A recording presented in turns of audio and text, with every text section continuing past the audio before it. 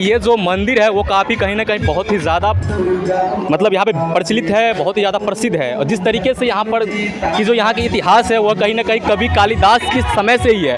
देख सकते हैं यहाँ पे प्रतिमा के माध्यम से बताया गया है कि यहाँ पर कभी एक समय ऐसा हुआ करता था कि यहाँ पर जो माता है दुर्गा माता है और बगल में कालिदास, देख सकते हैं आप कि यहाँ पर जब मैंने बताया कि यहाँ पर कवि कालिदास को यहीं से शिक्षा मिली थी, तो यहाँ पर देख सकते हैं कि जब माता की जो आरती उतारने के लिए कवि कालिदास जब गए थे तो उनके माता के मुख पे वो किरखा यानी कि काला चीज़ पोतने का काम कर रहे थे। उस वक्त माता ने उनका हाथ पकड़ लिया और उनसे कहा कि बोलो बेटा तुम्हें क्या वरदान चाहिए। तो उन्होंने मतलब अज्ञान थे उस वक्त, तो उन्होंने ज्ञान मांगा और आज पूरे भारत में कवि कालिदास की जो पहचान है वो अलग लेवल पे है। बहुत ही ज़्यादा वो बहुत बड़े कवि है भारत के, देख सकते हैं ये वही जगह है, मतलब सीन है ये, और यहाँ पे प्रतिमा लगाई गई है। कहानी आपको बताया था कि कालिदास वाली वो पूरी रियल घटना है, क्योंकि आगे ही एक कॉलेज है, उस कॉलेज के उस कैंपस के उस तरफ कालिदास रहा करते थे।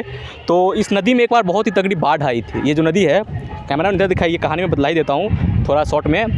तो ये जो है ये नदी है, इसमें ही एक बार बाढ़ आई थी बहुत पहले, जब कालिदास जी यहाँ पे रहा करते थे। तो कालिदास रहा करते थे तो वहाँ पे जो स्कूल थी, मतलब गुरुकुल थी, वहाँ पर बच्चे लोग रहते थे। तो वो लोग हर रोज़ माता को शाम के शाम या सुबह शाम मतलब माता को आरती दिखाने आया करते थे।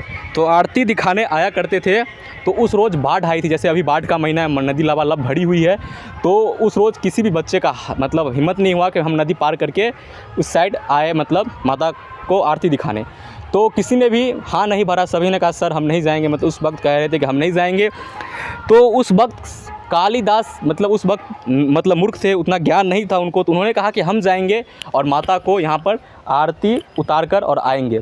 तो सबको मतलब लगा कि यार ये तो मूर्ख है, ये क्या मतलब बक रहा है। चलो सबने उस पर यकीन भी कर लिया, लेकिन सबने जो यकीन कर लिया, लेकिन कालिदास पर विश्वास किसी को नहीं हुआ कि क्या वाकई कालिदास इस साइड से जाकर उस साइड मतलब नदी के पार करके मतलब आकर और माता को आरती या मतलब शाम की जो आरती है तो वो दिखा पाएगा। तो सभी ने उनके सामने एक शर्त रखी कि जाओ और तुम वहाँ पर आरती दिखाने के बाद माता के जो मंदिर है वहाँ पर कहीं ना कहीं तुम निशानी दे देना, और वो निशानी हम कल सुबह आके चेक करेंगे तो हमको यकीन हो जाएगा कि वाकई तुम यहाँ पर मतलब आरती उतारने आए थे। तो ऐसा ही हुआ, जब कालिदास आए तो वहाँ पर माता के उस वक्त मतलब छोटी मतलब वो थी मंदिर, तो उस वक्त बरसात की मौसम थी, मैंने बताया था कि मतलब बाढ़ आया हुआ था। तो कालिदास ने तो मतलब वो आरती वारती उतार दिया, मतलब माता की पूजा अर्चना कर दी। लेकिन जब उसको याद आया कि हमें तो यहाँ पे कुछ निशानी देनी है, तो उन्होंने सोचा कि कहाँ निशानी दे, क्योंकि बरसात हो रही थी। उन्होंने कहा कि काला लगा देना कहीं दीवार पे। उन्होंने कहा कि अगर हम काला दीवार पे लगाएंगे तो दीवार उस वक्त मतलब रिस रही थी, मतलब उसमें पानी आ रहा था, अगर लगाएंगे काला तो ये मतलब काला लगाएंगे तो वो तो मिट जाएगा सुबह होते होते, क्योंकि बरसात लगातार हो रही थी। तो उन्होंने अपने माइंड में सोचा कि क्यों ना माता के मुंह पर ही ये काला लगा दिया जाए, ताकि माता की जो छत थी वो नहीं लीक कर रही थी, तो वो सेफ छत था उस वक्त। तो उन्होंने क्या किया, माता के मुंह पर जैसे ही लगाने गया वो काला धब्बा मतलब हाथ में जो काला किरखा था वो लगाने गया, तो माता स्वयं प्रकट हो गई वहाँ पर। और वहाँ पर जब माता स्वयं प्रकट हुई तो उन्होंने उसका हाथ पकड़ लिया, और हाथ पकड़ने के बाद बोला कि तुम ये क्या कर रहे हो। तो उन्होंने उस वक्त वो अज्ञानी था, उन्होंने कहा कि माता हम तो ऐसी सारी घटना बताया कि हम आरती उतारने आए थे, हमें निशानी देनी है। तब जाकर कहीं ना कहीं माता ने उनसे कहा कि ठीक है मैं समझ गई, तुम यहाँ पे लगा दो, मतलब मेरे मुख पे ही लगाना तो लगा दो, लेकिन तुम मुझसे कुछ मांग लो, क्योंकि तुम अज्ञानी हो, तुम्हें ज्ञान नहीं है और तुम सच्चे भक्त हो। इतने बारिश में भी आए, इतने नदी हेल कर आए अपनी जान की परवाह न करते हुए। तब कालिदास ने कहा माता हम तो मूर्ख हैं, हमें कुछ नहीं चाहिए, हमें कुछ ऐसा वरदान दो या फिर हमें कुछ ऐसा शिक्षा दे दो कि हम आगे की जीवन व्यतीत करें। तो उन्होंने माता ने उनको कहा कि जाओ आज रात तुम जितना भी पेज पलट लोगे किताबों की, उतना सारा का सारा तुम्हारे माइंड में आ जाएगा। तो उस वक्त संस्कृत की पढ़ाई हुआ करती थी।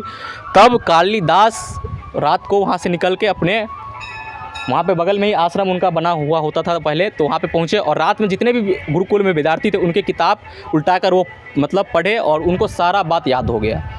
अगले सुबह जब मास्टर साहब पढ़ा रहे थे तो मास्टर साहब भी कभी कभी गलत बोल दे रहे थे, तो कालिदास हूँ करके उनको इशारा कर रहे थे कि आप तो ये गलत पढ़ा रहे हैं। उन्होंने कहा अरे मूर्ख तुम्हें क्या पता, हम सही पढ़ा रहे हैं। मतलब कालिदास को तो रात में ज्ञान हो गया था, लेकिन टीचर को ये ज्ञान नहीं था कि ये अब ज्ञानी बन चुका है। तब कालिदास ने सारी घटना बताई और अब कालिदास नहीं रहा बल्कि महान कवि कालिदास बन गए थे। उसी के नाम पर यहाँ पे एक कॉलेज भी है, KBS कॉलेज, यानी कि कवि कालिदास कॉलेज का नाम भी है यहाँ पर। आप आएंगे कभी उच्चैठ आते हैं तो आप दिखाएगा, लेकिन ये कहानी मैं शॉर्ट में बता दिया हूँ।